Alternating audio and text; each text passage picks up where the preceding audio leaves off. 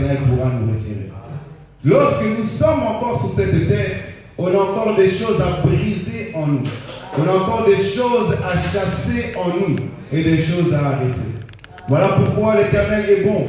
Il ne veut pas que nous puissions mourir avec nos défauts.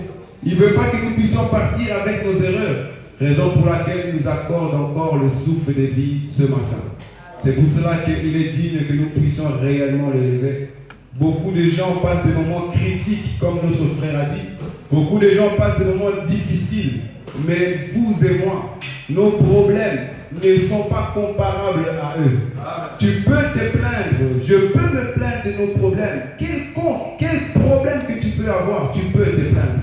Mais si l'Éternel te dépose, te met quelqu'un devant toi, plus jeune que toi, peut-être que la personne est en train de passer des moments plus critiques que toi. Mais cette personne-là est encore en train de persévérer. Donc nous disons que l'Éternel est bon et nous a fait grâce aujourd'hui parce que ce n'est pas facile. Beaucoup de gens sont dans les hôpitaux à cet instant même et nous sommes en bonne santé. Amen. Il est souvent dit que la manière que nous sommes, c'est vraiment par la grâce de Dieu. Car de la manière que tu es, sache que les gens t'aiment comme tu es. Peut-être que tu es marié, peut-être que tu as de la famille, parce qu'il y a quelque chose en toi qui attire encore des personnes vers toi. Mais dans ce monde, il y a des gens qui n'ont plus rien à perdre et ils se donnent la mort. Ils sont en train de se livrer à la mort parce qu'ils se regardent entre eux et ils disent que moi là, je n'ai plus rien. Il n'y a personne qui m'aime. Je n'ai pas d'argent, je ne me sens pas bien et ils préfèrent mourir alors que vous et moi, nous aimons encore la vie. Or que la Bible nous dira quand même que la mort nous est un gain. Amen. Beaucoup de gens chassent les esprits des morts. Ils veulent rester éternellement sur cette terre. Mais nous croyons aussi que nous aimons aussi que l'Éternel nous envoie l'esprit des morts. Voilà. Si tu aimes ce monde, si tu es attaché à ce monde, tu vas rester dans ce monde. Mais moi là, je veux mourir en fait de voir la beauté de celui qui m'a créé. Amen. Nous allons continuer sur l'enseignement qu'on avait commencé. Il y a deux dimanches d'ici.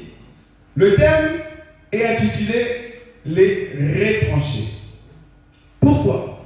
Parce que nous savons qu'il y a eu un homme qu'on appelle Jacob. Jacob est un homme qui a eu des vies comme beaucoup d'autres. Mais dans un autre langage, il n'a pas eu de vie comme beaucoup d'autres car il était poussé par l'Esprit de Dieu. Cet homme va enfanter 12 fils. Lui, son nom, c'est Jacob. Mais arrivé à Genèse chapitre 32, l'Éternel va changer son nom en Israël. Donc, lorsque nous disons Israël, quand nous disons Jacob, c'est la même personne. Cet homme aura 12 enfants.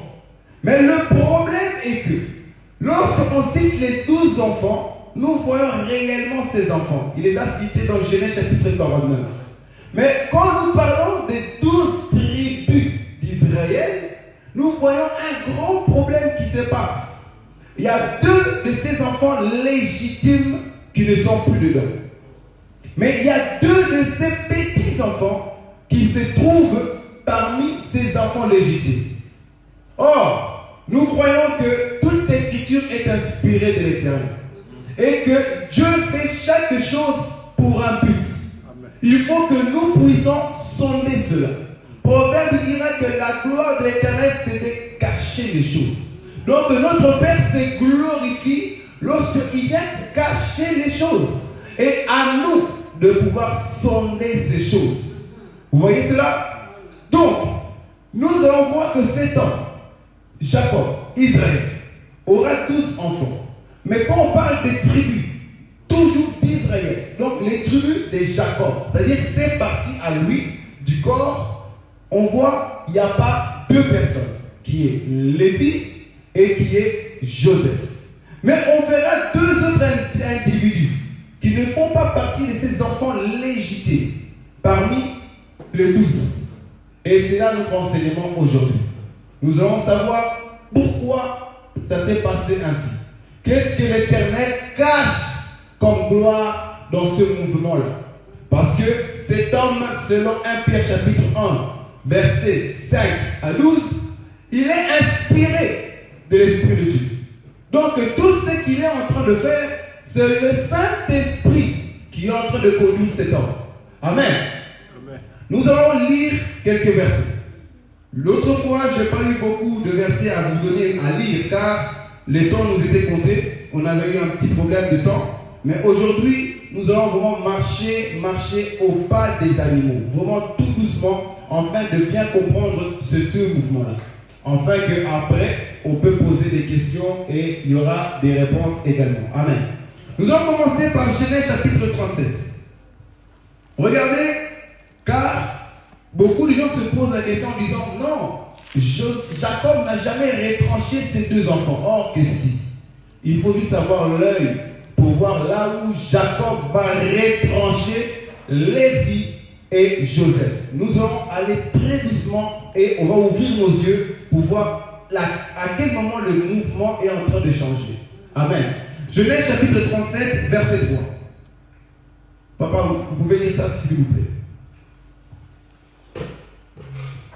Nous lisons au nom de Jésus. Yes. Genèse 37, le verset 3. Israël aimait Joseph plus que tous ses autres fils, parce qu'il avait eu dans sa vieillesse, et il lui fit une tunique de plusieurs couleurs. Amen. Israël, qui est Jacob, aimait plus Joseph comparé à ses enfants. Merci papa. Que Dieu vous bénisse. Aimait plus Joseph que tous ses enfants. Et on nous explique le pourquoi. On nous dit parce que Jacob a eu Joseph dans sa vieillesse. Voici la raison qui est l'amour de Jacob envers Joseph. La raison est que moi, j'aime plus cet enfant parce que je l'ai eu dans ma vieillesse. Or, mais là, il se passera un grand problème. Car nous aimons poser les questions aux Écritures là où nous voyons mal. Et nous croyons que les Écritures vont nous répondre. Remarquez avec moi. Joseph est le 12e enfant. Si Israël aime plus Joseph, raison pour laquelle, parce qu'il a eu dans sa vieillesse, donc Israël doit adorer Benjamin. Parce que Benjamin est venu après Joseph. Vous voyez où je veux dire? C'est la raison pour laquelle toi, papa, t'aimes plus cet enfant, parce que tu l'as eu dans ta vieillesse, alors le dernier, tu dois l'adorer. Tu dois plus l'aimer. Parce que lui, tu l'as aimé. Comment tu l'étais plus que? C'est ça. Oh que non. Israël a eu seulement lui dans la vieillesse, qui est Joseph. Or, la vieillesse, c'est quoi? La vieillesse, c'est la faiblesse du père. Là, nous sommes en train de partir, mais par la grâce de Dieu, nous marchons petit à petit, afin que tout le monde comprenne et que les questions soient bien posées. La vieillesse, ici, c'est la faiblesse du père. N'oublions pas que Jacob est inspiré de l'esprit de Christ en lui. Donc, lorsqu'il aime cet enfant parce qu'il a eu dans sa vieillesse, c'est que l'Éternel aussi a un enfant car il a eu cet enfant dans sa vieillesse. Ok. Joseph ici est un type de Christ. Car parmi les enfants que Dieu a eu, il y a eu un enfant que Dieu a eu dans sa vieillesse. Qu'est-ce que veut dire la vieillesse? Selon les Écritures, nous ne réfléchissons pas. Que veut dire la vieillesse? Parce que toi, Jacob, si tu aimes cet enfant, c'est parce que tu l'as eu dans ta vieillesse. Mais que veut dire la vieillesse? Nous allons demander à notre collègue, notre amie Sarah. On va aller vite dans Genèse chapitre 18. Remarquez. J'ai dit qu'aujourd'hui, nous allons un peu beaucoup plus lire, afin que le message soit très bien compris et les questions également peuvent venir et nous allons répondre ça par la grâce de Dieu. Genèse chapitre 18 à partir du verset 12. Remarquez-moi ça. Genèse chapitre 18, le verset 12. Elle rit en elle-même, en disant maintenant que je suis vieille, aurais-je encore des désirs? Mon Seigneur aussi est vieux. Ok. Donc elle a défini définition de la vieillesse, c'est de ne plus avoir de désir. Yeah.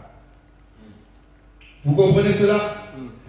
Israël aimait Joseph plus que tous les autres. Pourquoi? Parce qu'il a eu un moment où il n'avait plus de désir.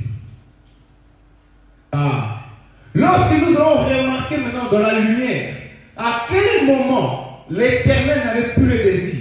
Hébreu va nous répondre, Hébreu chapitre 10, verset 5, que l'Éternel n'avait plus le désir des holocaustes.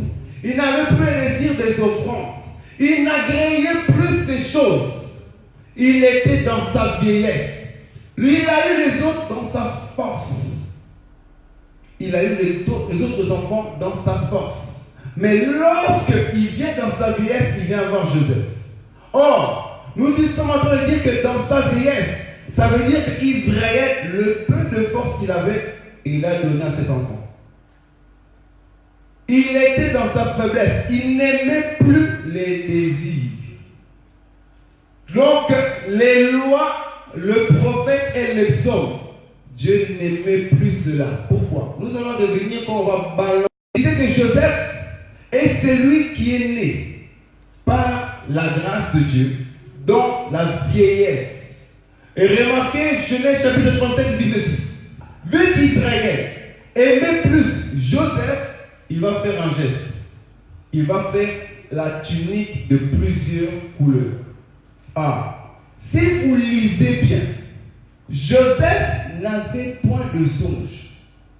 Joseph n'avait point de révélations. Les révélations et les songes sont venus à quel moment? Quand le Père l'a donné la tunique de plusieurs couleurs. C'est à ce moment-là que Joseph s'est mis à songer. Donc le Père savait la raison pour laquelle il lui donne la tunique de plusieurs couleurs. Là, nous sommes en train de planifier le chantier petit à petit pour vous montrer déjà que le Père savait que cet enfant-là doit être saint. Étranger des douces. Joseph était comme tout le monde. Et remarquez les Écritures de Genèse chapitre 37. À partir du verset 1, et vous descendez, vous allez voir que Joseph prévenait encore avec ses frères. Il n'y avait pas de bagarre entre eux. Il n'y avait rien. Israël s'est dit, en tant qu'un homme moins, j'ai l'esprit du Seigneur en moi, cet enfant doit être retranché. Il va le faire un tunique. Et en lui donnant ce tunique, les révélations sont en train de venir. Joseph se voit plus grand que ses frères. Et à travers les songes de Joseph, là maintenant les frères commencent à haïr Joseph. Donc, qui a voulu que les frères haïssent Joseph? Israël. Vous voyez ça? S'il n'aurait pas fait la tunique, Joseph et ses frères allaient être en paix. Mais il fallait que le mouvement change.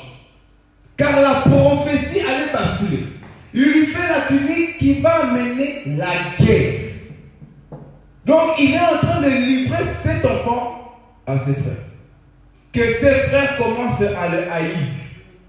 Cet enfant commence à avoir des visions. Cet enfant commence à avoir des songes et s'attirer la haine des frères vers Joseph. Et qu'est-ce qui se passe? Israël va prendre cet enfant même. Il va l'envoyer chez ses frères. Sachant très bien que les frères n'aiment pas cet enfant. Vous voyez cela? Ok. Nous allons encore ouvrir encore nos écritures sur un autre verset. Après, maintenant, nous allons commencer à marcher très doucement. On va lire Genèse chapitre 45. Regardez-moi cela. Là, nous sommes en train de ouvrir notre œil au fil et à mesure. Remarquez là où il y a des positions qui sont en train d'échanger, des mouvements qui sont en train d'être basculés. Genèse chapitre 45, verset 5.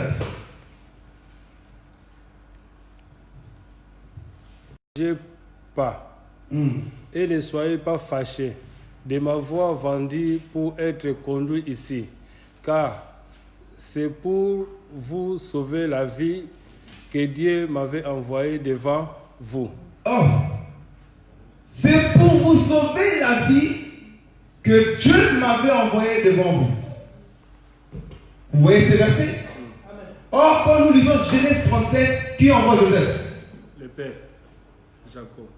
Ah, là on est en train d'ouvrir notre œil pour comprendre que Jacob ici est animé de l'esprit de l'Éternel. Jacob c'est lui-même le père. Il va envoyer le fils en fait qu'il soit retranché. Pourquoi? Maintenant on va rentrer maintenant dans la parole. On va lire Genèse chapitre 30 versets 23 à 24 afin de savoir qui est Joseph. Et ensuite nous allons marcher au fil et à mesure, à petits pas, afin que tout le monde comprenne. On va essayer de monter et également on va aussi essayer de descendre pour que réellement tout le monde saisisse le message. Amen. Joseph, Genèse chapitre 30, versets 23 à 24, papa.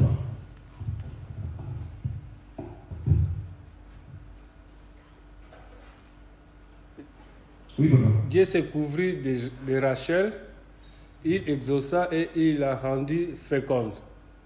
Elle devient encore et enfanta un fils et elle dit, Dieu a enlevé mon opprobre. Ok. Qui est Joseph? Joseph est égal, Dieu a ôté mon opprobre. Papa, vous pouvez lire aussi verset 24 à 25? Encore, oui. encore. Oui. Et elle lui donna le nom de Joseph en disant que l'Éternel m'ajoute un autre fils. Lorsque Rachel y enfanta Joseph, Jacob dit à Laban, laisse-moi partir pour que je m'en aille chez moi, dans mon pays. Amen. Amen. Joseph, c'est qui? Parce que pour comprendre l'individu, dans l'ancienne alliance, c'est très simple. Cherche à savoir son nom. Tu connaîtras sa mission. Joseph, lorsqu'il naît, l'Esprit du Seigneur saisit et donne la définition de Joseph. Joseph est celui qui vient ôter de l'opprobre. Ça veut dire que lorsque tu as un problème et que l'Éternel te libère de ce problème-là, ça s'appelle Joseph.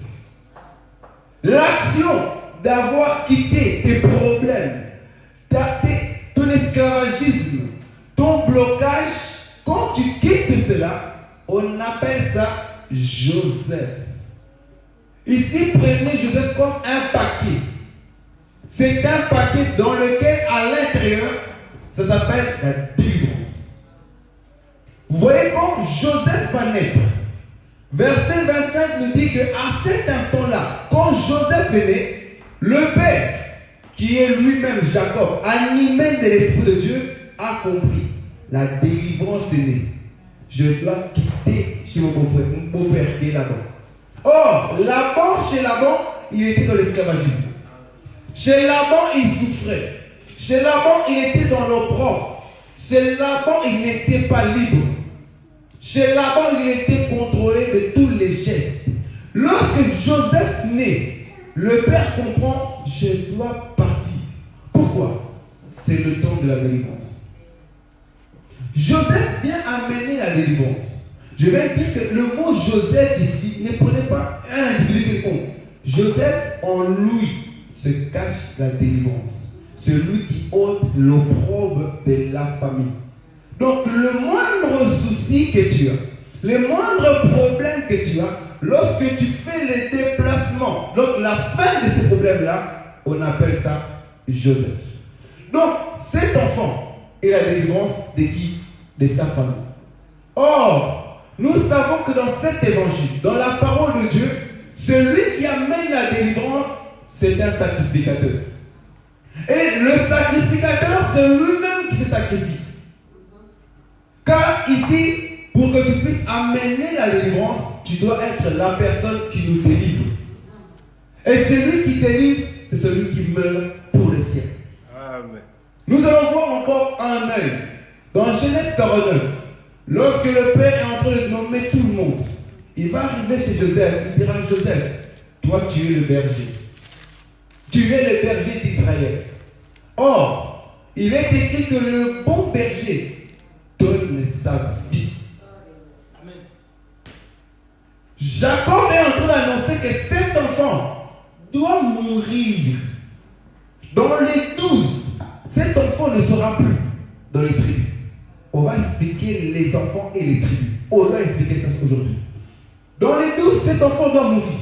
Pourquoi? Parce qu'il est la délivrance. C'est lui qui doit ôter l'opprobre.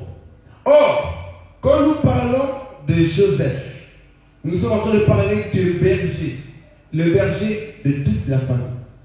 Et le berger donne sa vie.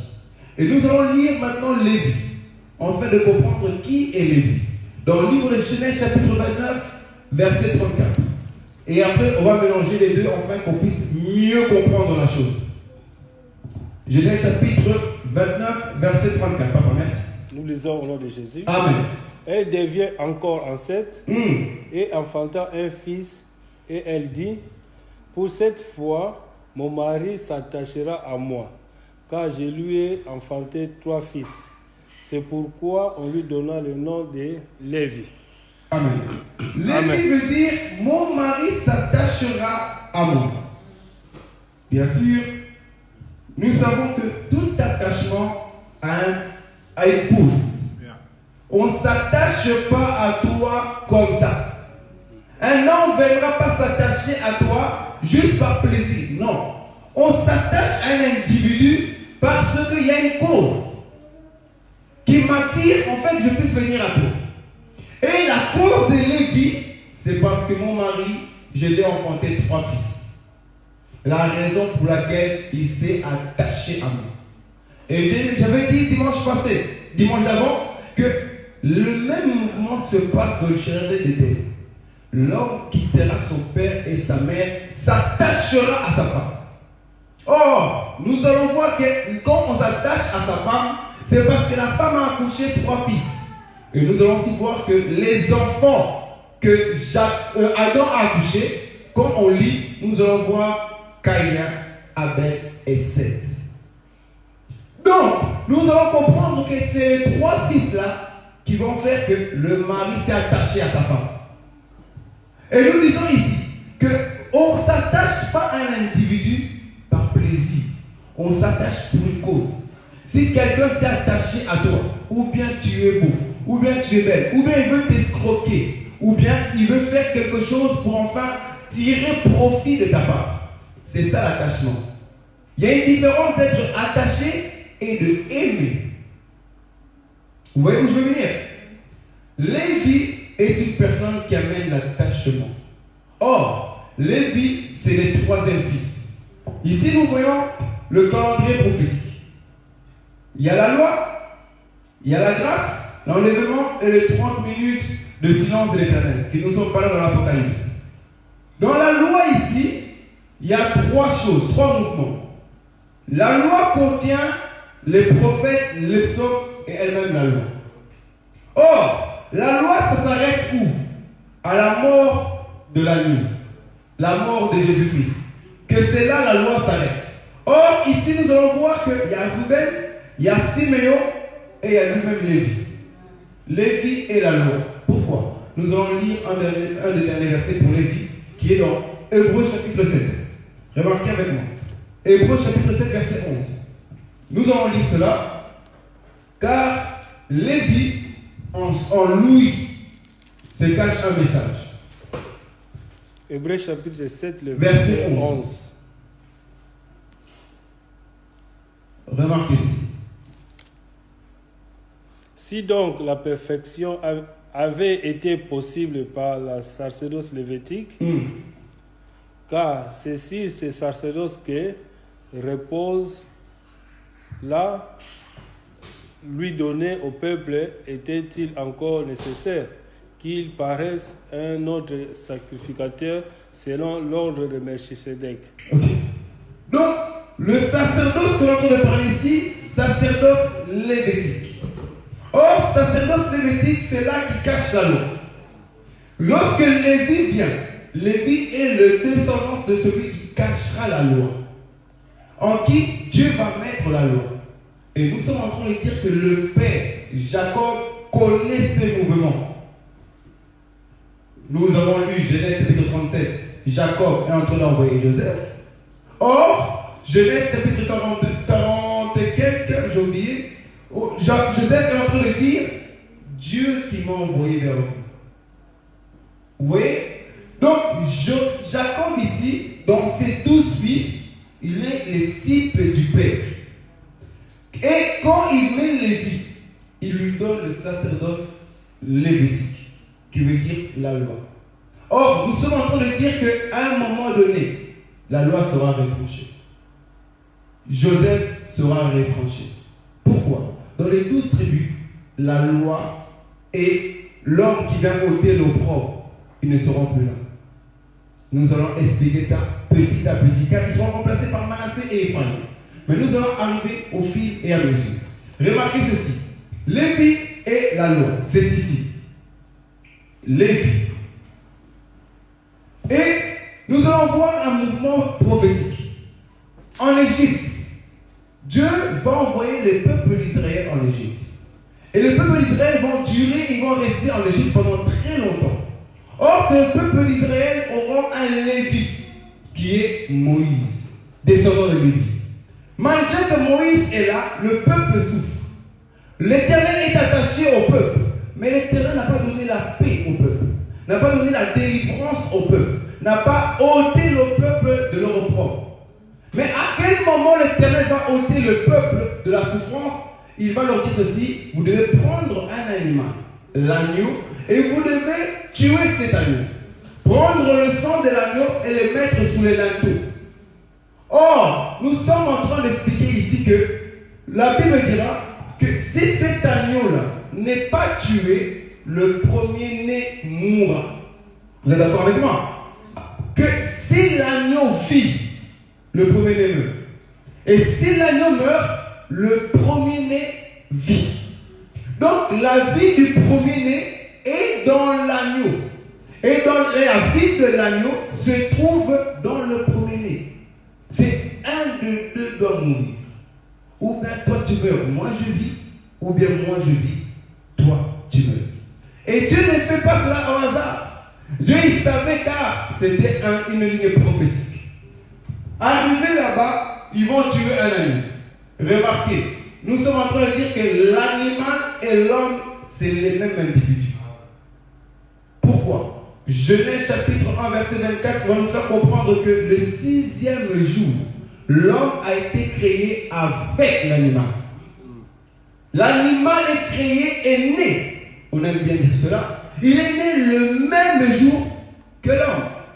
Mais à remarquer encore, Jacob qui est animé de l'Esprit de Dieu, il va prophétiser ces choses. Il va nous expliquer ces choses. En faisant quoi? Il va prendre ses enfants. Il va dire, toi Dan. Il va voir Dan. Il dit, toi Dan, tu es un serpent.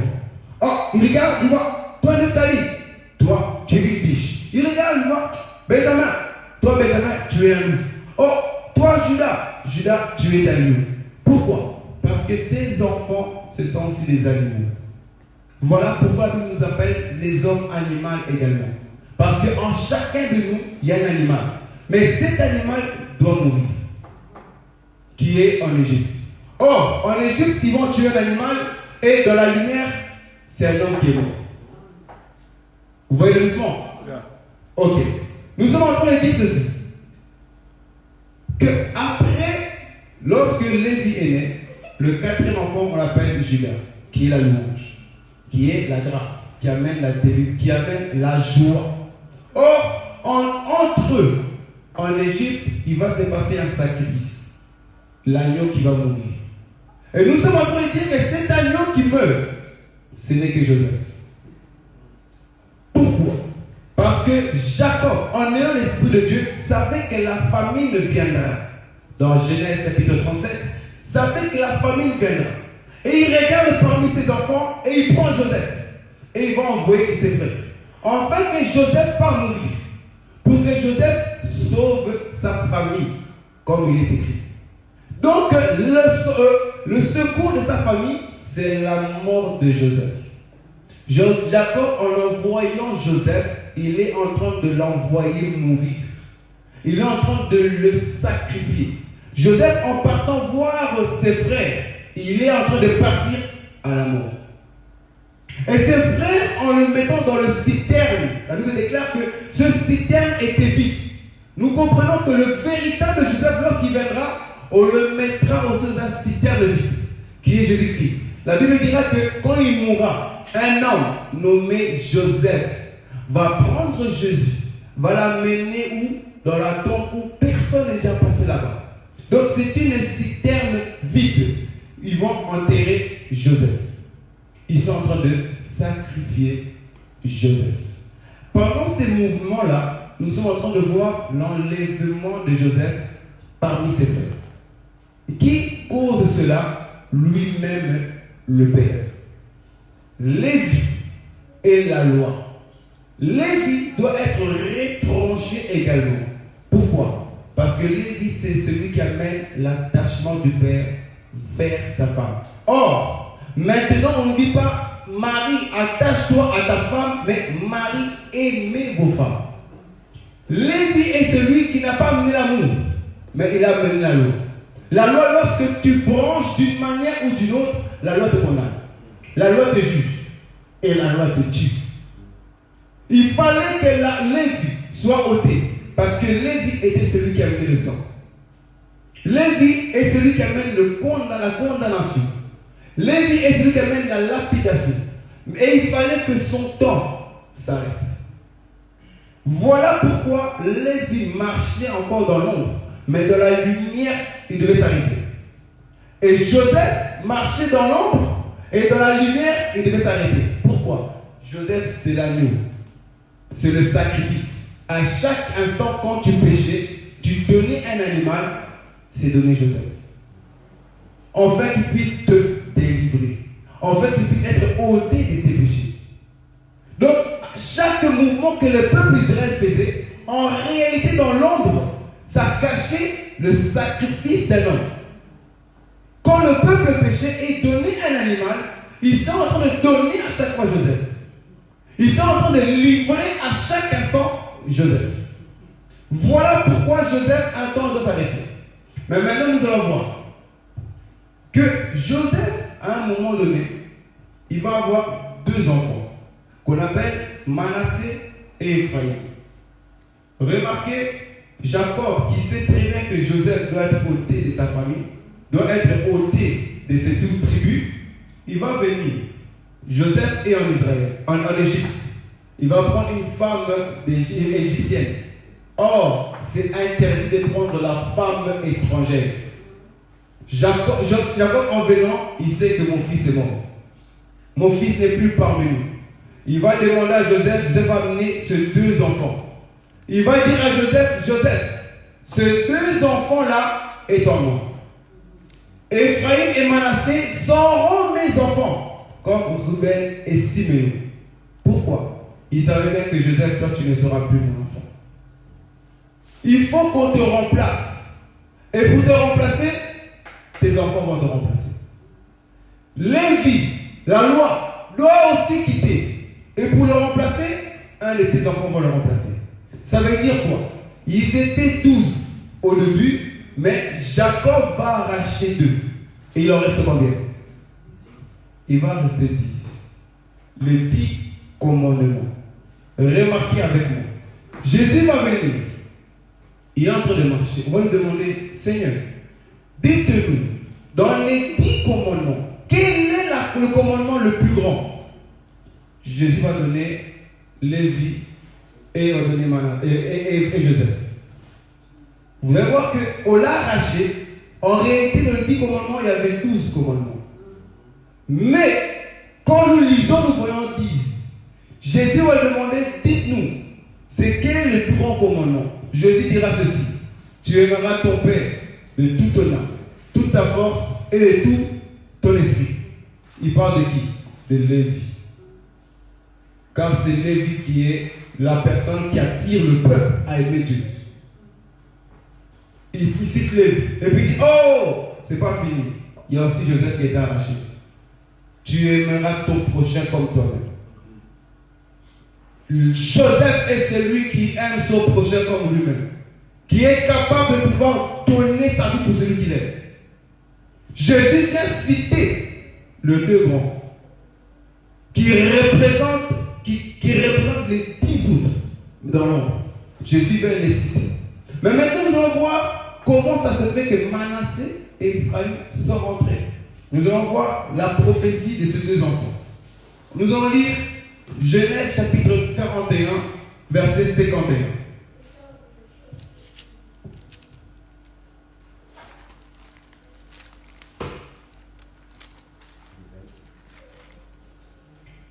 Genèse chapitre 41, verset 51 à 52.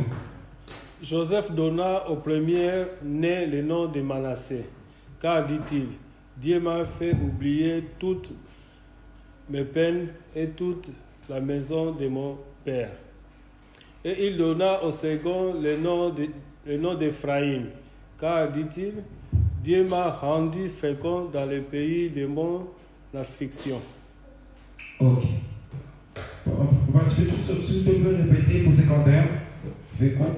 Et puis. Joseph donna au premier-né le nom de Manassé, car, dit-il, Dieu m'a fait oublier toutes mes peines et toute la maison de mon père. Amen. Donc, Joseph va avoir deux enfants. Comme on entend le dire que ces enfants sont des ombres qui sont en train de représenter Christ dans l'ombre. Tous ces enfants-là, Christ les a accomplis. Mais maintenant, nous allons voir que Joseph va mettre deux enfants au monde. Il va dire, Manassé est celui qui a fait oublier toutes les peines. Ephraïm est celui qui m'a rendu fécond dans le pays étranger. Que cela veut dire? Donc, quand nous sommes en train de voir Manassé marcher, Manassé est en train de marcher et il signale, je suis celui qui fait oublier toutes les peines. Quand nous sommes en train de voir Ephraïm marcher, Ephraïm est celui qui rend fécond. J'aime ça. Donc, nous allons comprendre que les deux enfants-là, ils vont remplacer les deux autres. Pourquoi? Un qui va faire oublier toutes les peines. Et l'autre va nous rendre féconds. Analysez. On va les mettre côte à côte. Celui qui vient enlever toutes les peines et s'enlève à lui-même le Père, qui vient aussi amener la délivrance. Car celui qui enlève les peines est une personne qui amène la délivrance également. De tous tes problèmes, il vient l'enlever. En d'autres termes, cet enfant est celui qui amène la paix. Car si tu n'as plus les peines, ça veut dire que tu es dans la paix. Or, tu peux être délivré, mais ne pas avoir la paix. Tu peux être handicapé d'une maladie, d'un blocage quelconque. On vient, on prie pour toi. Le blocage quelconque est parti, mais tu n'as pas la paix. Pourquoi? Tu n'as pas de travail. Tu n'as pas la paix parce que tu n'as pas d'enfant. Tu n'es pas marié. Tu n'as pas la paix. Pourquoi? Parce que tu ne fais pas ce que tu veux faire. La famille te tourmente. Tu n'as pas la paix alors que tu es délivré. Tu avais un esprit de colère en toi, de la haine. Tu n'aimais pas les gens. On vient prier pour toi. La délivrance est faite. Joseph est venu. Mais malgré tout, tu n'as pas la paix. Or, lorsque Manassé arrive, Manassé va porter la paix dans ton cœur. Lorsque Manassé arrive, Manassé amène la délivrance plus la paix. Amène la délivrance plus affranchissement de tous tes problèmes. Il fait oublier tous tes problèmes, toutes tes peines. C'est cet enfant qu'on appelle Manassé. Vous me suivez? Amen. On ne parle pas de Manassé individu. On parle de la personne, le nom de Manassé, le paquet de Manassé. Donc une personne qui a plus de problèmes de peine, il peut dire j'ai Manassé en moi. Vous comprenez? Une personne qui est venue avec un esprit d'impudicité et délivrée, il peut dire Joseph m'a affranchi. Car Joseph est la délivrance. Or, nous sommes en train de dire que Manassé est celui qui amène la paix. Aujourd'hui, c'est Manassé qui nous a affranchis. Car au début, il faut d'abord que Joseph t'affranchisse, qui a la délivrance. Quand tu viens en Christ, Christ doit d'abord te délivrer. C'est le premier travail. Il doit te délivrer de tous les hommes que tu as eus, de tous les problèmes que tu as connus, de tout ton caractère. Tu dois d'abord passer à la délivrance. Sinon, tu as toujours le vieillard en toi. Tu as toujours l'animal en toi. Or, l'animal doit mourir ou bien que tu meurs. Il doit tuer cet animal. Mais qui tue l'animal? Nous pouvons dire c'est Lévi. En Égypte, qui a tué l'animal? C'est Lévi. L'animal, c'est Joseph. C'est cet animal-là qui a fait qu'il puisse partir sain et sauf. Lévi a tué, or que Lévi, c'est celui qui a les sacerdoces. Lévi, c'est la parole. Donc, il faut que Lévi tue Joseph. En tout à chacun de nous, si la parole ne nous tue pas, personne ne va s'attacher à Dieu. Amen. Personne ne va croire au Seigneur. Personne ne viendra à l'église. Personne ne va prier. Personne ne va changer. Il faut que Lévi fasse son travail en nous. Amen. Voilà pourquoi il est dit que la foi vient de ce qu'on entend. Et ce qu'on entend vient de la parole de Dieu. Or, sans la foi, il est impossible d'être agréable à Dieu. Donc, Lévi doit d'abord faire son travail en nous. Mais d'abord, on doit avoir Lévi. Quant à Lévi, Lévi fait son travail à la délivrance. Et quand la délivrance est finie, il faut avoir Manassé. Pour que tu puisses avoir la paix en toi. Parce qu'une personne qui peut être délivrée, mais qui n'a pas la paix intérieure, peut retourner encore en Égypte. Le peuple d'Israël était délivré. Mais à un moment donné, ils n'ont pas la paix. Ils ont dit, là-bas, les chipots étaient meilleurs. Là-bas, le poisson était meilleur qu'ici. Le concombre était meilleur qu'ici, au désert. Parce qu'ils n'avaient pas encore la paix. Or que celui qui est en paix avec le Seigneur est un homme meilleur. Amen. Peu importe de tes problèmes, peu importe de tes soucis, tu vas rester au pied du Seigneur. Amen. Tu regardes autour de toi, tu vois que rien n'avance. Tu resteras toujours attaché au Seigneur. Tu resteras toujours accroché. Mais si tu abandonnes la foi, on comprend qu'en réalité, tu n'avais pas encore reçu Manassé. Les 4 personnes-là doivent jouer un rôle dans ta vie. Si tu n'as pas Manassé, ce sera difficile. Et regardez bien, le petit frère, c'est celui qui rend fécond. Qu'il n'y aura pas de stérile en Israël. Il faut que l'Éternel te rende fécond. Si tu n'as pas la fécondité de Dieu, tu es un mort. Car à un moment donné, l'Éternel voudra venir voir si tu as porté son fils. Mais si tu viens en tant que terre desséchée, ce sera difficile que tu puisses recevoir de l'eau. Et ce sera difficile que tu donnes la vie. Parce que celui qui donne la vie est une personne qui a été fécondée. Si on voit des chrétiens qui ont des problèmes à donner la vie, c'est parce qu'ils n'ont pas Ephraïm. Beaucoup de nos jours, beaucoup de nos chrétiens sont là parmi nous, mais la personne ne donne pas la vie. Ils sont plus là pour te détruire. Le problème de la famille, il va le faire sortir. Dès que tu as un problème avec lui, après l'église, il est capable d'enlever les casaques et te gifler. On voit qu'il n'a pas Ephraïm. Il a encore un puits desséché, il a encore une terre desséchée, un puits vide. Citerne vide. Parce qu'il n'a pas eu Ephraïm. Or, qui est Ephraïm? La Bible dira ceci. Lorsque l'ange Gabriel va venir visiter Marie, il dira, Marie, tu as trouvé grâce à l'Éternel, car Dieu t'a rendu fécond. Ephraïm est celui qui amène la grâce du frère. Amen. J'aime ça. Ephraïm est celui qui amène la grâce. Or, nous sommes en train de dire qu'il faut qu'Ephraïm soit dans les tribus d'Israël. Parce qu'Israël manquait ça, ce qu'on appelle la grâce. La loi te tuait. La loi te condamnait directement. Tu es banni. Tu pars, oh, je vois encore un nom. Ils sont partis combattre, le pauvre a volé de l'argent, a volé des bijoux parce qu'il voulait défendre sa famille. Il voulait aider quelqu'un. La loi l'a dit, il doit mourir. C'est la grâce qui vient nous ressourcer. C'est la grâce qui nous donne encore la force d'accrocher encore au Seigneur. Je peux tomber hier, mais je sais qu'Ephraïm est encore avec moi. Je peux brancher d'une manière ou d'une autre, mais je sais qu'Ephraïm est avec moi. C'est fini les temps de Lévi. Parce que Lévi aujourd'hui n'a plus le pouvoir, même qu'on n'a le plus. Il faut qu'Ephraïm remplace Lévi. Si Ephraïm ne remplace pas Lévi, Jacob aurait mal fait son boulot. Jacob, il savait que non, lorsqu'il a vu Ephraïm, il a dit non à Jacob, Joseph, ces enfants-là, ce sont mes enfants. Ces enfants-là ne sont pas à toi, car ils ont une promesse en eux. Ces enfants doivent être fait partie des tribus. Quand les tribus, nous vivons en tribus. Les enfants, c'est à toi personnellement. Mais la communauté, c'est ça, les tribus. Il faut qu'Ephraïm soit au milieu de ses frères. Il faut qu'Ephraïm soit avec nous.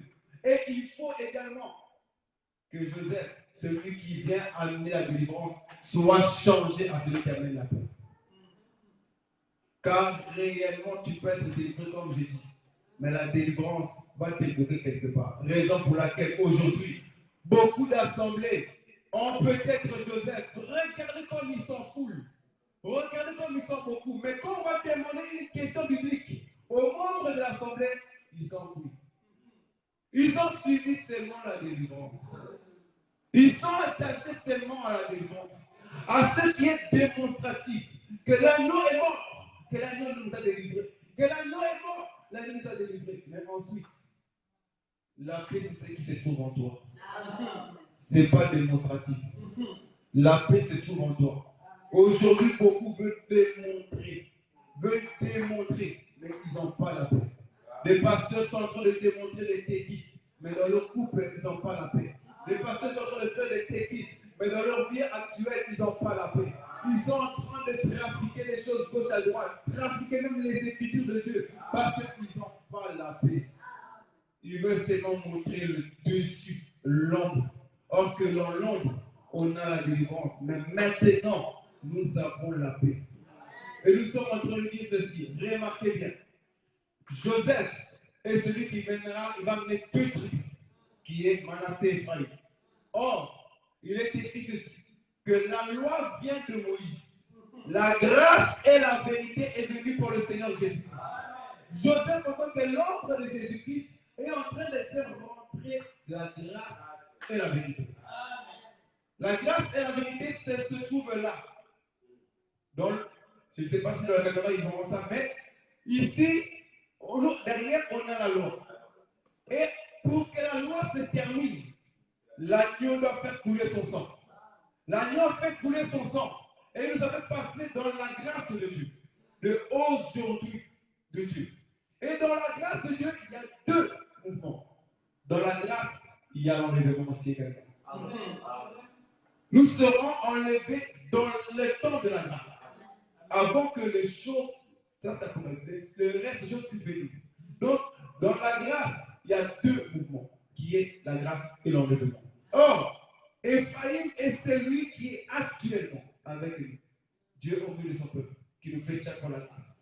Et Manassé est celui qui vient nous rassurer, nous donner la paix et nous assurer que nous serons enlevés avec Ephraïm. Jacob, en venant ôter Lévi et Joseph, il savait pourquoi. Que le temps de la loi allait se terminer. Que nous allons connaître le temps de l'agneau qui doit mourir à chaque fois va se terminer. Le temps de la délivrance va finir par se terminer. Parce que quand nous allons partir, les vierges folles, ils peuvent rester, mais les tétiques ne sera plus. Le tétique ne sera plus. Le pasteur là, qui était impudique, va rester. L'onction qu'il y avait, il ne sera plus. Car nous sommes partis. Mais la paix est avec nous. De ceux qui partent avec Ephraïm et que Dieu vous bénisse. Nous sommes maintenant passer aux questions-réponses et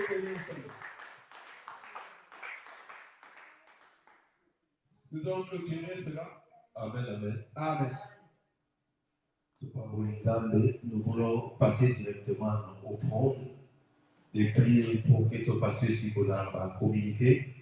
Et puis tout ça, la prière à clôture. Et puis pour la question-réponse, j'espère que non, tout le monde a mis il a déjà pour la question-réponse. Nous voulons inviter notre essai pour deux chansons pour adorer l'Éternel.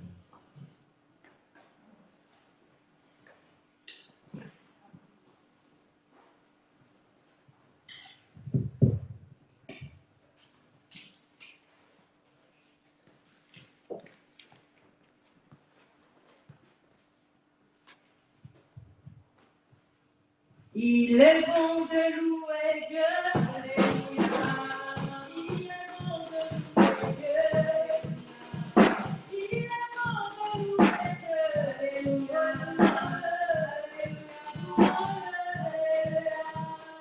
Il est bon de l'élever, alléluia.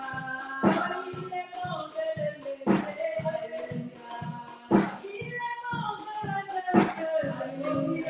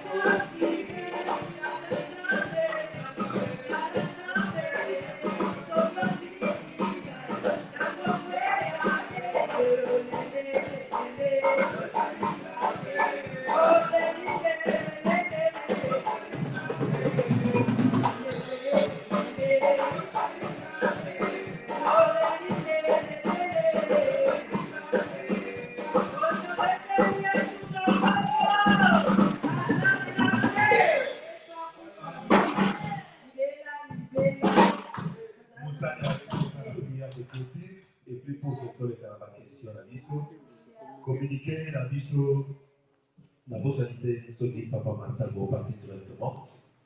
Shalom, peuple de Dieu. Tous les gens vont communiquer la mission à Lingomba. Pour la paix, ça va communiquer. Nous allons inviter. Monter à Tébiso. Aïe, la bateau. En tout cas, Ndeko. Modérateur Yaga. Il y a un présenté dans le bateau. Aïe, la bateau. On va communiquer. Nous allons Belgique. Nous allons appeler nos frères et sœurs qui sont venus de la Belgique. Tomoni, madame, il y a notre frère. Nous avons vu la dame de notre frère qui est avec le Seigneur. Qui a pu célébrer. Un grand temps pour le Seigneur. Nous avons demandé les noms. Shalom, peuple de Dieu, mon nom est la sœur Antoinette et je suis épouse du frère Léon. Nous avons pour le Seigneur. C'est la femme du prédicateur d'aujourd'hui. Nous avons vu notre frère. S'il peut nous donner son prénom. Moi, je m'appelle Frère Patou, donc je suis des vôtres. Nous avons de l'éternel. Ça, c'est notre frère. Ça, c'est votre maison. Dès que vous avez le temps, nous vous demanderons toujours en train de pouvoir nous voyons dans les Écritures que le champ est grand, mais il y a peu de serviteurs. En accompagnant le prédicateur, vous êtes aussi des prédicateurs. La raison pour laquelle nous louons l'Éternel, de la manière qu'on vous a vu, nous glorifions l'Éternel.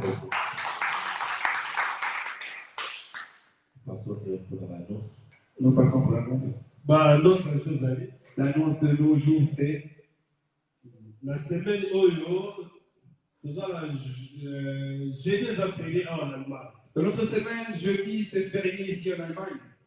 Notre frère Boris a que nous reçoit enseignement à Bruxelles. Va recevoir l'enseignement à Bruxelles Docteur Roger. chez le docteur Roger. On va lui accompagner à ce qui Ceux qui veulent l'accompagner, qui veulent le trouver à la fin du culte. Enseignement de 10h, 15h. L'enseignement commencera de 10h à 15h. Les bien-aimés de Bruxelles seront également là.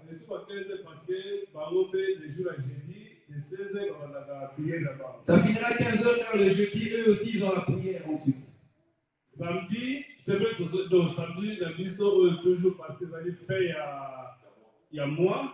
Ce samedi, c'est la fin du mois. Nous n'avons pas culte. Le samedi, nous avons la répétition, le partage, la prière. Mais nous avons par contre la répétition des chantres et également des partages.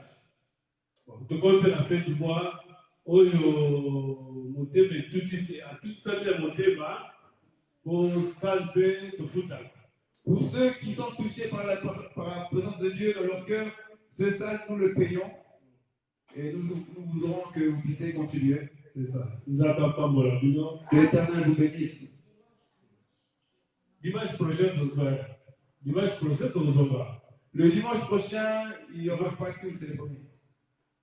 C'est dimanche. Si on va quitter, samedi, samedi, on est ici. Dimanche, dimanche, il n'y a pas de culte. Ce dimanche, il n'y a pas de culte. C'est le dimanche prochain que nous reviendrons ici. Comme toujours, dans nos horaires de 15 à 18 heures. Amen. Amen.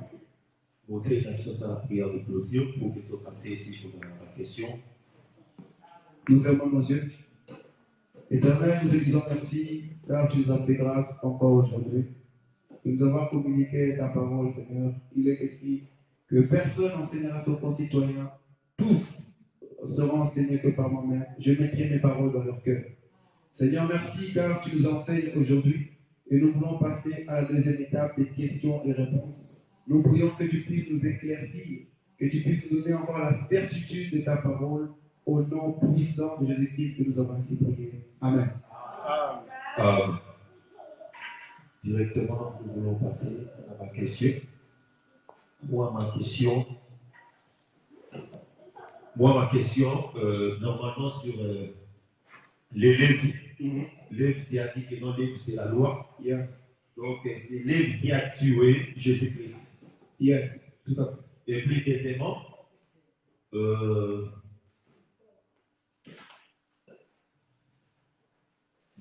sur la.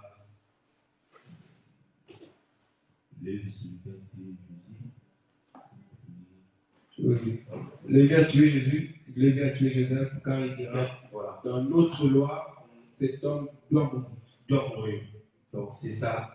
en mission. La loi doit tuer Jésus. Jésus. Donc, et puis pour Joseph, Mm. Joseph, tu as dit que non, Joseph c'est la grâce. Non, Non, c'est- Joseph, celui que l'on lève l'opprobre, il a des délivrance. En d'autres termes, il est l'animal de sacrifice. Donc, c'est que Tout Joseph aussi, sacrifice, avec Hélène, c'est la même. Voilà.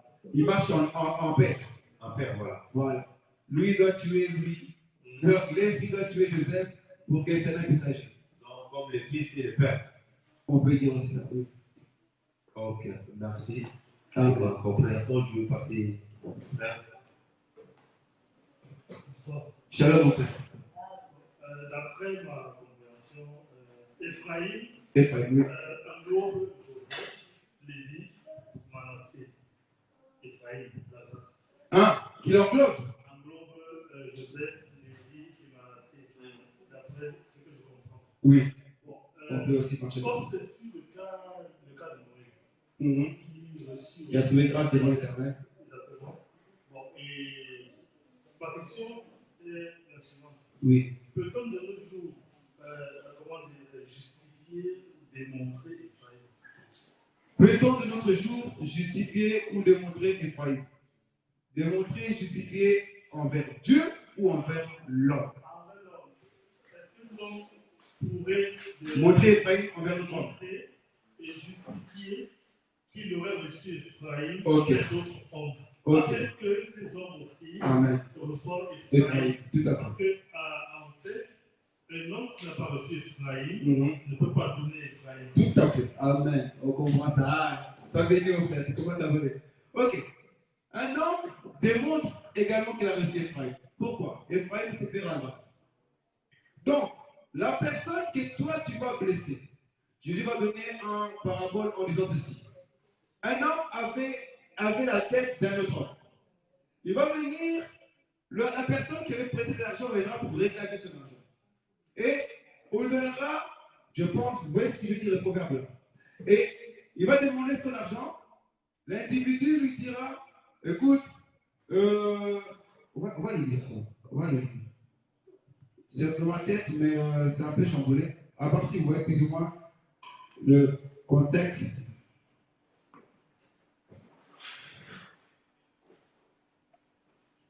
Mhm.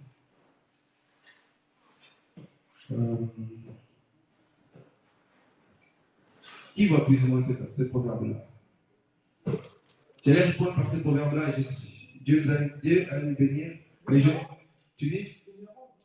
Non. Proverbe 10. Non, c'est pas un proverbe, c'est dans le nouvelle annonce. Dieu a donné, Jésus-Christ a donné un parabole. Un parabole. Que un homme. Voilà. Oui, oui. Et l'autre côté, quelqu'un, il devait l'argent à une personne, on lui fait grâce, mais là-bas, lui, il condamne. Vous voyez le proverbe, là, le parabole? Parce que je l'ai plus dans ma tête. Mais c'est venu d'un coup. Si j'avais les Écritures devant moi, j'aurais pu le lire. Mais vu que c'est flouté, je dis ceci. On va directement terre à terre. C'est plus simple. Ephraïm, c'est la fécondité. Tout enfant de Dieu doit avoir la fécondité. Sinon, Dieu ne peut pas le sauver. Car la fécondité, c'est les œuvres que tu manifestes. Nous connaîtrons l'arbre par ses fruits. Donc, nous connaîtrons Ephraïm en fécondant. Un arbre qui n'a pas de fruits, c'est un arbre mort. Vous voyez cela? Donc, ça veut dire que Ephraïm, on le démontre comment? Je peux venir aujourd'hui, je te fais du mal. Et je sais que, normalement, mon frère doit me haïr. Mon frère ne doit plus me parler. Mais bizarrement, tu me sonnes le soir, tu me dis, oh mon frère, comment tu vas? Et tu ne me parles même pas de l'histoire en question. Je verrai que non, ce frère a Ephraïm en lui. Ce frère m'a fait grâce d'une chose que peut-être tu n'aurais pas fait grâce. Je l'ai escroqué, mais le frère m'a pardonné. C'est ça, Ephraïm. Car la grâce, c'est une chose imméritée. Tu as fait quelque chose et puis la personne agit d'une différence que tu ne mérites pas. Mais il te fait du bien. C'est ça qu'on appelle Ephraïm. Donc, chaque enfant de Dieu, il doit avoir Ephraïm et il doit démontrer Ephraïm justement. Si tu ne démontres pas Ephraïm, ça sera difficile que tu puisses répondre. Ce sera difficile que tu puisses me saisir moi. Parce que tu n'as pas Ephraïm en toi. Tu comprends ce que je veux dire, mon frère? Est-ce que tu as reçu la réponse? Merci, j'ai reçu. Amen. Parce que j'ai un exemple dans la Bible. Oui. D'un homme, s'appelait. Voilà. Il vint vers Jésus et demande. L'homme riche. Non, ce n'est pas l'homme riche. Donc, il vient vers Jésus, l'homme qui vient vers Jésus, il lui dit quelqu'un ne peut enseigner ces choses si Dieu. Ah, Nicodème. Ouais, Il dit, Jean 3. Voilà, qu'est-ce que je peux faire pour recevoir Ephraïm? Et Jésus lui dit. Naître de nouveau. Non, je n'ai pas le mot exact. Il dit il faut donner le monde. Ah, non. Vous avez mélangé Nicodème avec l'homme riche. C'est deux proverbes que vous pouvez faire, c'est deux mouvements que vous pouvez mélanger, c'est deux individus différents. Nicodème vient pour demander d'être de nouveau, et l'homme riche vient pour être sauvé. Voilà. Voilà, ministre chez Lévi. Non, le récit, c'est qui devait faire. Chez Lévi. C'est Lévi. Alors, il répondit. N'oublie pas que. Non, c'est Lévi. Jésus va les citer Lévi. Que tu dois respecter tes parents, tu dois écouter le commandement. Jésus-Christ s'appelle chez Lévi. Pourquoi? Parce que Lévi, c'est le seul qui sait tuer l'animal. Vous comprenez? Lévi est celui qui a l'épée pour tuer l'animal qui est dans l'homme. Donc, Lévi doit tuer cet homme, en fait, cet homme puisse recevoir la paix et la grâce. Et la joie. Alléluia. Et après, il répondit j'ai observé toutes les lois. C'est la loi. On est ici. Je vois ce qu'il dit. C'est l'homme riche. Et il va partir en boudin. Et Jésus dira ah, c'est difficile d'un homme riche d'hériter le royaume des cieux. C'est plus facile à un chameau de rentrer dans les trous avec lui. C'est ça.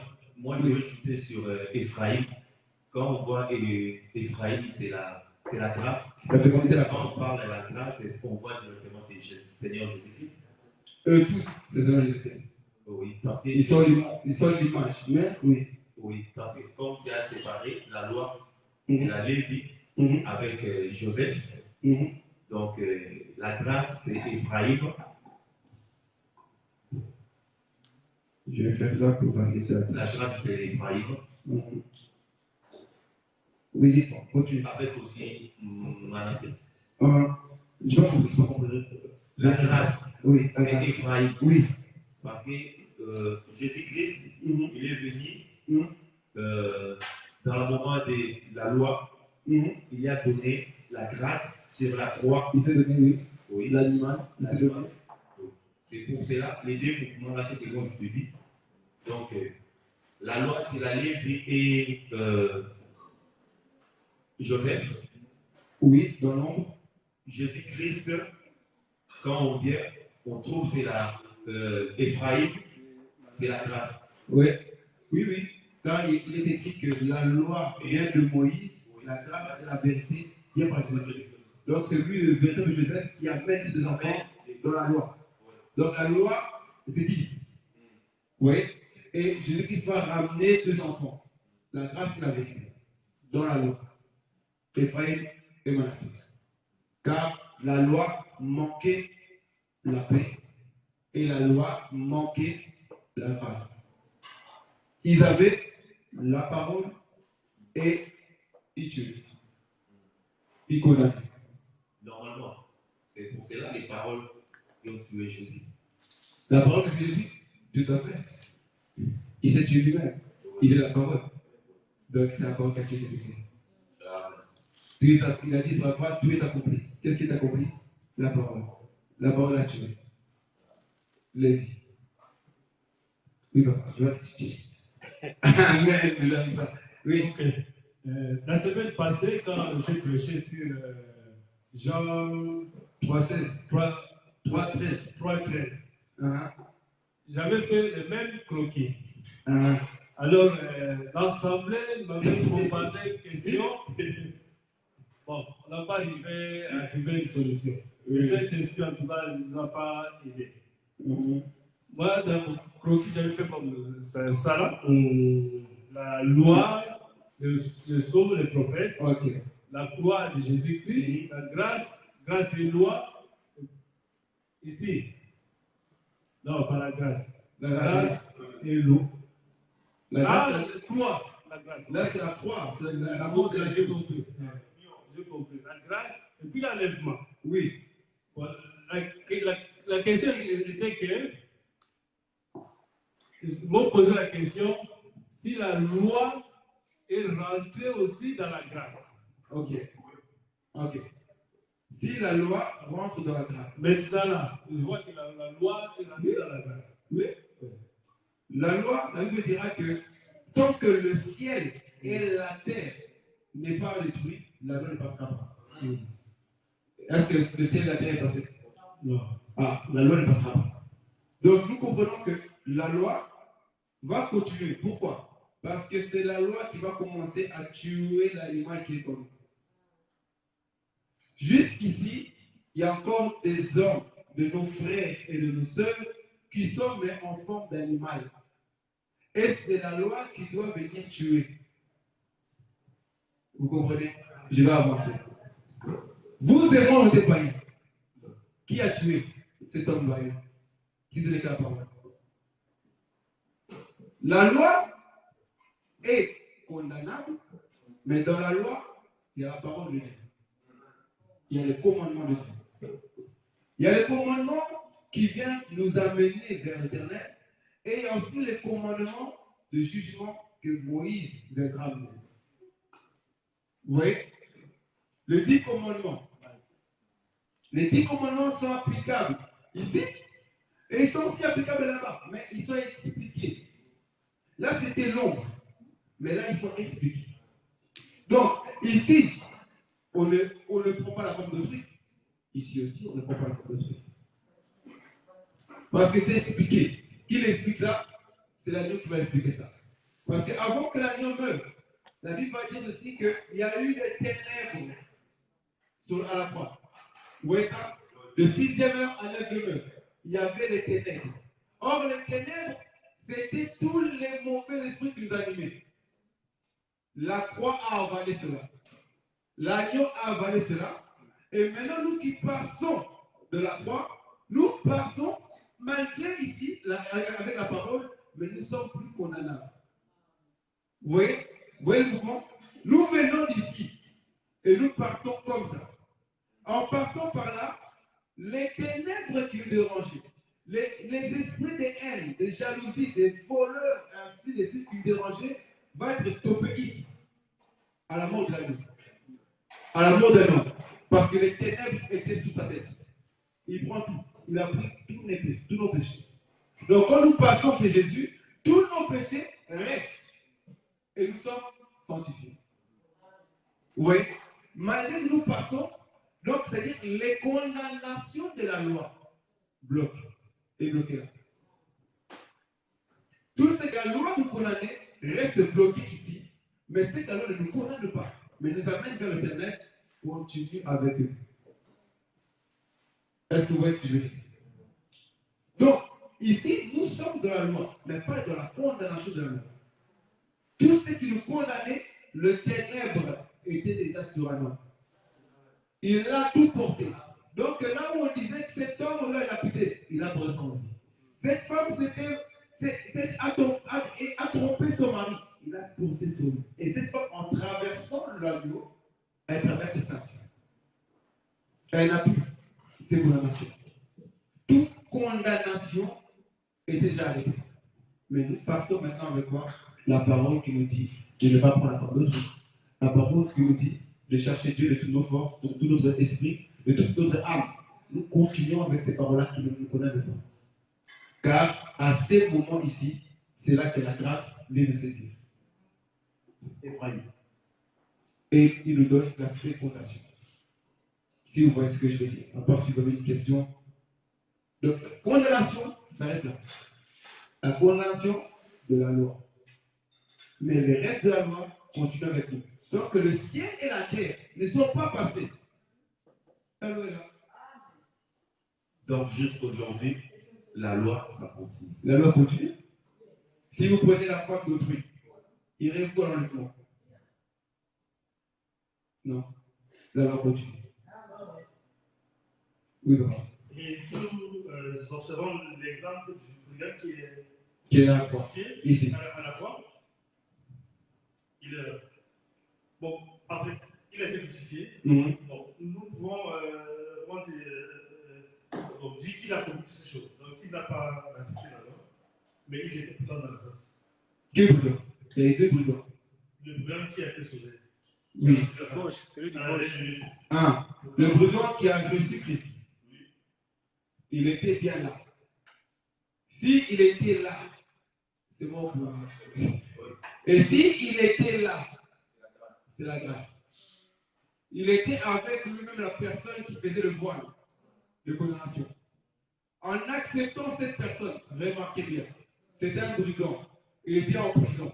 À la mort de Christ, il dit, Seigneur, quand tu reviendras avec tes anges, souviens-toi de moi. Qui a appris que le Seigneur là viendra avec ses anges?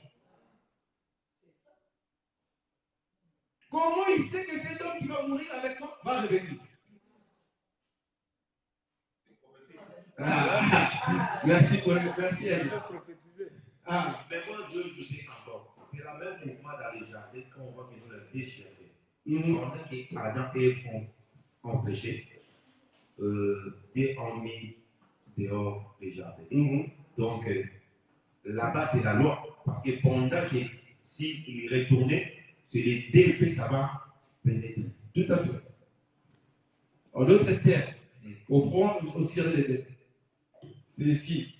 D'autres langages. Je vole un autre langage. Donc, je change de volume de tonnerre. C'est ici, sur les dettes. Pourquoi? Les deux chérubins, ils sont ici. Il fallait du sang. Nous étions ici. Dieu nous a envoyés là.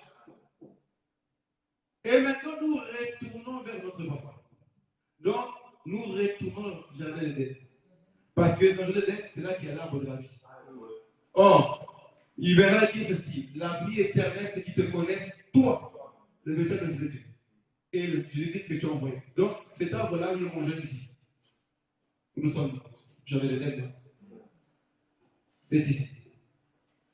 Vous voyez ce que je veux dire? Oui, Cana. Nous partons vers Cana. Cana. Nous retournons seulement le ventre de notre mère. Elle nous a mis au monde, elle nous reprend. Car là maintenant, celui qui a reçu l'Éternel est dans le ventre de l'Éternel. Oui. Donc, on veut prendre un autre langage, jardin d'Éden, c'est ici.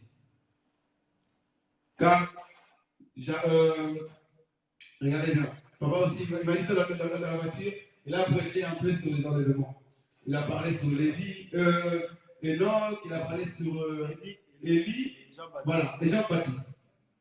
Qui fut le premier à être enlevé?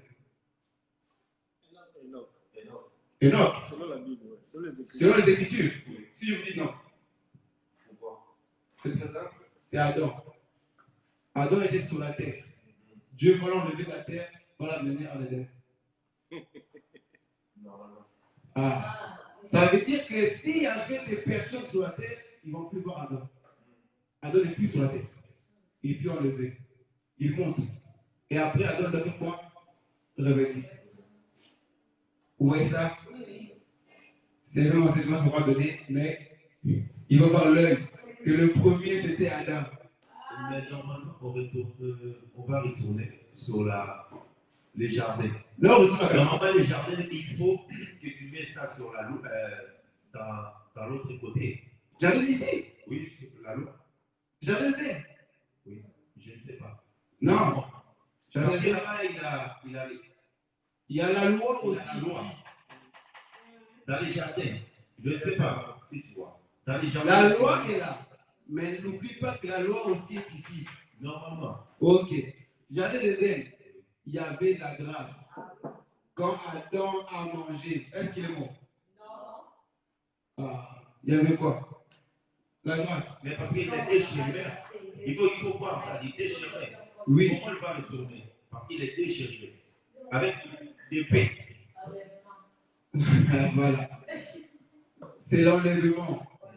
Parce que Dans le jardin d'Éden, là, on est en train de changer de langage. J'espère que tout le monde comprend. Là, voilà. Le jardin d'Éden, c'est le jardin de Dieu. Ok? Donc, là, la présence de Dieu règne. Nous voyons Dieu face à face. C'est comme l'éternité. Donc, à ce moment-là, l'homme pêche, mais Dieu ne tue pas. Parce que dans le jardin d'Éden, il y a déjà Ephraïm. Il est là. Oui, oui. Il y a Ephraïm, mais en même temps, il y a la loi. Jésus il a dit que Dieu Mais il ne sait peut la loi. pas manger cet arbre. Mais regardez, ok, je vois ce que tu veux dire. Regarde, on va aller très très vite. Amen. Dieu dira, si tu manges l'arbre, Oui. tu mourras. Ok? C'est la loi. Ok. Analysez bien. Il faut aller très doucement avec les Écritures. Il dit, si tu manges, tu mourras. Le serpent vient. Il dit, Dieu sait. Oh, c'est important de dire ça. Dieu sait que vous ne mourrez pas. Oh, comment? Le serpent a donné 3 choses. Premièrement, vos yeux s'ouvriront. Ok. Vous serez comme Dieu. Vous aurez la connaissance du bien et du mal. Dites-moi, quand Adam a mangé, est-ce qu'il est mort ou il a eu ces 3 choses-là? Ses yeux sont-ils ouverts ou pas? Oui. A-t-il la connaissance du bien ou du mal? Oui ou non? Oui. Est-il devenu comme Dieu ou pas? Oui. Dieu est devant les autres aussi. En péchant l'homme, car maintenant il est devenu comme vous. Oui. Or, Dieu a dit, faisons l'homme à notre image. C'est lorsque Adam mange, Dieu dit, ah, il est devenu comme nous. Parce qu'il connaît maintenant le Dieu. Parce qu'en fait, Dieu voulait que Adam mange. Pourquoi? La connaissance, Osée 4:6 dit, mon peuple périt par manque de connaissance. Pour ne pas périr, il faut avoir la connaissance. Vous voyez, vous vérifiez. Si Adam n'a pas la connaissance, Adam périt. Osez continuer. Si tu n'as pas la connaissance, je te chasserai de mon sacerdoce. Vous voyez ça?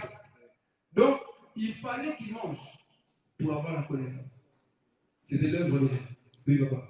Oui, je voulais ajouter seulement parce que tu as dit, dans les jardins, il y avait la grâce. Dieu ne veut pas, comme ils avaient péché, ils ont seulement chassé. C'est le même mouvement quand Jésus était venu dans le temple. Il a vu les gens, les marchands. Bon, cette écriture, il y a aussi des gens qui tapent sans côté. Jésus avait fait seulement le fouet, mais comme il avait la grâce, il n'avait pas tapé. Ouais. Il a fait seulement le fouet, mais il n'avait pas tapé. Je ne sais pas si là ici, vous avez pu écouter ce que papa a dit. Non. Jésus va rentrer dans le temple. Il va voir que les gens sont en train de faire du mal à sa femme. Il va faire le fouet. Sa femme, le temple. Maman voulait, femme, non, femme, le temple. Voilà. Car nous sommes le temple du Seigneur. N'oublions pas ça. Donc, le temple va le vendre. Il fait de la maison de prière une prostituée. Jésus va prendre la foule avec la colère. Il ne va pas frapper. Il va juste enlever des pigeons. Et ça, et enfin qu'il puisse partir. Mais il ne frappe pas. C'est là. C'est là.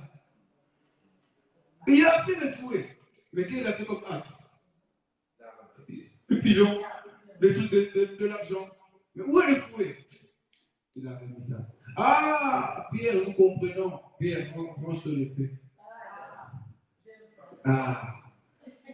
Nous comprenons. Agathe qui m'a dit, arrange-toi l'épée. Mais c'est l'enseignement. Il fallait que l'oreille éclose. Je vois qu'on voit trop ici. J'ai peur que pas tout le monde puisse comprendre. Hein? Donc, mais la question, c'est la question est dans les auteurs. Il faut qu'on puisse répondre dans les auteurs. Et si la question est terrestre, on descend sur la terre et on répond cela. Tu finis la question? Vous n'avez pas de question, mais c'est parti. Il nous reste 5 minutes. Amen. Si tu veux, je vais poser. Merci. T'as la réponse ou tu poses la question comme ça? T'as la réponse déjà? Ah, ok, vas-y. Non. En fait, moi, je voulais dire, en fait, par rapport, quand Jacob a eu ses enfants, en fait, à la lumière des Écritures, on a bien vu qu'en fait, c'était ses femmes qui donnaient les noms aux enfants. Et Jacob les donnait pas, en fait. Pourquoi? Et pourtant, lui, c'est l'autorité. Que veut dire femme? Soumission. Voilà. Que veut dire femme? Mère, c'est Mère, l'enseignement. Ah. Pour toi, il faut juste un A, B, C, D, et puis tu continues. Donc, la femme, c'est l'enseignement. Oui. Il y a une autre question? Tout le monde a pu comprendre? Ok. On va se lever et nous allons prier tous ensemble.